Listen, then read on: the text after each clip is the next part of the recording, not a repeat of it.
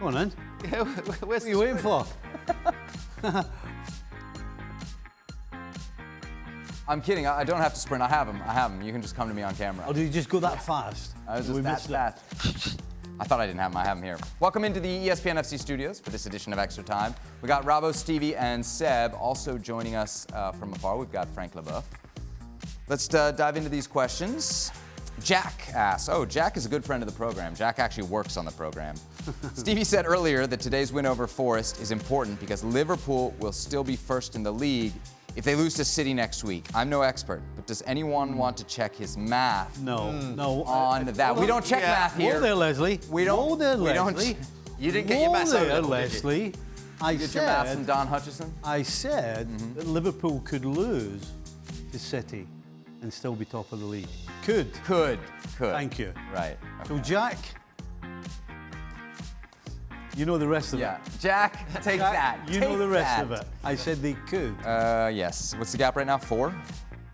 And it's 4, but it's 4, yeah. So you got a big tough game tomorrow, Man United. Ooh, shots fired there, Stevie. Maybe not. Natum's interior decorator. Would you guys have been as aggrieved as the Madrid players at the end of the game, where the ref seemed to have blown his whistle for full time a little bit earlier, especially since the last action would have given them a late winner? Frank, I don't know how much of your opinion we've gotten on this. What do you think? I would have been a Real Madrid player. I would have gone crazy because you feel, of course, so unfair. But in a neutral point of view, I have no problem whatsoever with the referee turning his back, thinking that the ball's going to go on the side, on the right side, and whistling for the end of the game. And I didn't do that. I have no problem. He made his decision. I understand that it can be a controversy, but that's what it is. And I have, again, no problem with the fact that he did that and that's the end of the game. What he should have done was blown the whistle, as Frank said, when the ball was going out towards the touchline. He went to blow it, then took it back out of his mouth, and then he blew it when the cross came in. That was the wrong time. I don't think you agree with that, Frankie, do you? No, well, you know what? I thought that he turned his back to the action and started the first one. He didn't and I put it think to he his has to mouth. whistle 3 times. We have to do it 3 times. Do you agree with me? Not anymore. Three. Not anymore. But he didn't. Not anymore. But the first so we one. good. So the guy made only one. So if he did on the cross, that's a terrible mistake. Yeah. That's if what he he did did. it just before, That's what he I have did. no problem. No, right. No, he did it on the cross, Frank. Okay. The first one. The first blow. Okay. So the guy is crazy. Couldn't change your mind from Frank there. Are you, Tom? Stevie. Well, let me just say this because I have to read it as it's written here. This comes from Steve Nicol's private chef. Stevie, if we beat City next week, do you think we will win the league? Obviously talking about Liverpool. Well, if you can go to City and win with the amount of injuries you have, then surely that's the litmus test, going to a place like City and winning. If you can do that... Do you think they will, though? No. Salah still got the hamstring. They've got too many injuries, you know, and they might have some guys back, but they won't have kicked the ball for 6 to 8 weeks. So you can't afford to play against a team like City, particularly away from home, with, you know, carrying anybody. And so... If there's one team that do play well against Man City, it has been Liverpool over the years, hasn't it? But that's with a full team, though. Yeah. A full team, the starting 11, everybody fit, charged up, ready to go, which is way, way from what Liverpool are right now. Can the magic continue? That's our next question here. Jimmy asks, can Liverpool sorry, continue? Go ahead, Frank. Seb. Yes. Seb, sorry, I have a question for Stevie. In another hand, if Liverpool is beaten like 5 or 6-0, do you think it's going to be psychologically hard to swallow and might be the end of the run and the race for Liverpool? I don't think psychologically it would be hard to swallow. I just think that what they've got right now isn't good enough to sustain between now and the end of the season and win enough games. And the fact is, if you lose to City after they've beat Man United, then it's in City's hands. So I don't think it would be a huge psychological blow. I just think it would be reality more than anything else. Because they'll go into the game with players missing, thinking they can do well and win the game. Because everybody does. But after the game, reality will set in. Particularly with Klopp and the coaching staff, and think, you know, realistically, did we really think we could go to Manchester City with the 11 we have and seriously think we're going to outplay them and beat them? So I think you've got to be realistic.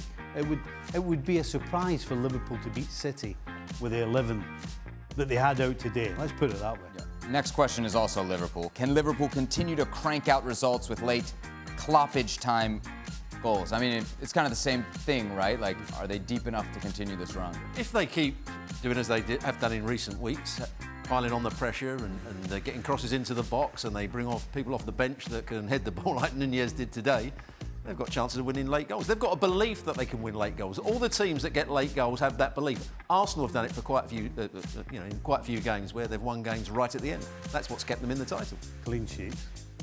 Clean sheets and late goals. Clean sheets, you've always got an opportunity to win the game. And we saw that today. When you say Liverpool don't have enough, you mean like even when the guys come back who are not healthy now? Yeah, well, they haven't kicked the ball for 8 weeks here. It was a complete world of difference. I'm not even just thinking about the Man City game. I'm thinking for the run-in. Like when you say they don't have enough, well, the problem is when guys get healthy, that you do still not think they have enough? The problem is, if you lose to City, if they beat Man United tomorrow, which we expect them to, if you lose to City, you're behind the black ball. Right. Before you get everybody back fit. So, yeah, I wouldn't put your money on it if that's what happened. No, not even my money. Not even your though. Right. All right, Norwegian Racing Fish asks, luck always has a component for most winning sides. Another Liverpool question. Does it seem like Liverpool has enough luck to carry them to the title in spite of all their injuries? Frank, what do you think? Do you think Liverpool can kind of ride this the rest of the way? Or will the luck run out? Yes. Again, you know, and as Stevie mentioned, the clean sheet at the back, you know, except Conor Bradley, I think is his name, his first name, who has maybe not enough experience to sustain at a level, but has the talent. You know, they're very strong at the back, and if they can keep the clean sheet, everything can happen, and you can score goal at the last second. And if you are lucky enough, yeah, you can carry on. Hoping for the best and winning games like that. We mentioned that during the show. It's possible, and today what they achieved today is the picture for me of a future winner of the Premier League. You need the luck. You need at a certain point a part of luck. Is it fair to say they're the least convincing right now of the title contenders? Is that fair? Yeah, 100%. Yeah. Both the other teams have pretty much got the first 11. Liverpool's got half of an 11. So, yeah, clearly. You agree? Yeah, Liverpool are doing well, and Frank says with a little bit of luck as well, but they're doing well to stay top of the table. And they did that in the Carabao Cup as well. Everybody thought that Chelsea were going to go and win the game, and it sums up both clubs. Liverpool stuck in it, as they've done in the league. Chelsea were floundering at the end. Stevie, who cut his head worse? Robbo hitting the camera in studio, or are you running into an errant branch in the woods? Now, let me ask first, for those that don't know the Robbo story, hit his head on the jib camera here in studio. I wasn't here. Were you here that day? Did you witness it? No. I didn't witness that, no. So how bad was that first, so we just have an idea of how bad that was? So the problem was I was in a rush. So I had to get back to Boston Airport 2 hours after the end of the show. Oh, okay. So as I came in, I hit my head on the jib. And I thought, oh, that's a bit... And then suddenly the blood was pouring down. It wasn't... I didn't have stitches. Right. All I had was, in the end, a little... I think, what do they call it? A couple of little plasters. Right. And then a big plaster over the top of it, which was then had makeup on it. So you it look no worse for the wear. I mean, you can't even see it now. Oh. The thing is, you can't see it, but under the jib, it's sharp. It is very sharp. Is that where you hit your head, right on the... Right on the sharp bit, yeah. Adrian did it. I'm a short knocker. I never have to worry about that. Adrian Healy did it before the show. Did he? Oh, Adrian's also a tall guy. Aye, he came in, hit it, And we're like, Adrian, you need... And he went, no, I'll be fine. And as the blood's running down his head, he's like, no, I'll be fine. We're like, well, that is a problem. Was he bleeding on air? He was bleeding. That would have been... Well, that's what I didn't think. When I hit it, I thought, and then it was the amount of blood that Yeah, because I remember like they had to bring in like the campus security yeah, and everybody. everybody, yeah. There was an incident Police, report. Yeah. And what happened to you? I didn't get you. What happened to you in the woods? I walked into a branch. So was it? You think it was not as bad as Robbo's, or? I was more annoyed than Robbo was. Robbo took his pretty well. Yeah. How do you walk into a branch? How does that happen? We know how walking into a camera happens, but how does walking into a branch? Well, I'm sure it'll come as a surprise to you, but you're not looking where you're going. I think that would sum it Were you up. doing some gardening or something? I can't imagine you being a gardener. No. He's always taking That the was dogs another for a one. walk, right? In the woods, isn't that? Yeah, your we big take thing? a dog in the woods all You know the what time. the answer is, don't you? Wear a cap. Well, I had a hat, but I'd taken it off because it was warm. The sun came shining through the trees. I took my hat off and then walked into the branch. What a moment. Great fun. Another question here from Ezio. Seb, do you actually believe 11 Stevies at 50 beat 11 Sebs at your prime? Over 90 minutes, you should be able to use your athleticism to win. This harkens back to an extra time question from a few weeks ago where it was posed, could 11 Stevies at the age of 50 I would have done. beat 11 Sebs in my physical prime, which was probably 15 years ago? Yes. And no, there's a zero chance, Stevie. I would have worked you unbelievably. When you were 50 When and I was 50. 25, Yeah. sorry. Yeah. No, Stevie, no way. Yeah. No way. I would. I've You mean you seen would've walked it? Steve in a pair of shorts and a top at 50. No. I'm all for Yeah. you, Seb. There you You go. would have walked me. Thank you, Robbo. There's a problem. When did you stop playing? You've got to be Sorry, like, when did you there's stop? a round thing that you've got to control. So you can run as long and as hard and as fast as you want. You You can't control the bag of cement. You just ain't getting sleep anywhere. on my ability. Sleep on my ability. You have no chance. It wasn't even close. You didn't see me when you were in the Revolution Manager and you were looking at the Oh, college I draft could choices. You only- didn't get down there to Division III, Seb. Gee, I can only imagine. Hey, didn't you have Kari Stevenson there at the Revs?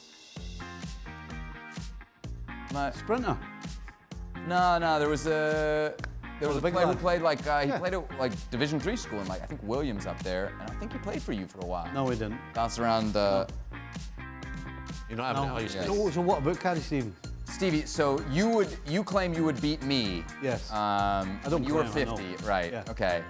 Will you ever figure out the battle against your IFB, your earpiece, which just keeps popping? Is that your- Oh God, look at that. Stevie versus the earpiece, a much more intriguing matchup than Stevie at 50 versus Seb in my prime. It doesn't fit very well. No, it doesn't fit very well, right? I need to bring my own. Yes. Yeah. It's okay. If I had one, I'd bring my own. Did it fit at 50? The IFB? PFB? Yeah, did it fit when you were 50? No, my ears have always been this size. Okay. It's all those hairs in his ears that are pushing it out. That's what it is. Yeah, no, that would keep them in. All right. That'll do it, I think, for this edition of Extra Time. Thank you very much, Frank, for playing along with us, imagining 11 Stevies versus 11 Sebs. Oh, We'll be back for tomorrow's edition of ESPN FC, no doubt covering the you would have Manchester retired City, Manchester United instantly. match. Get out of here.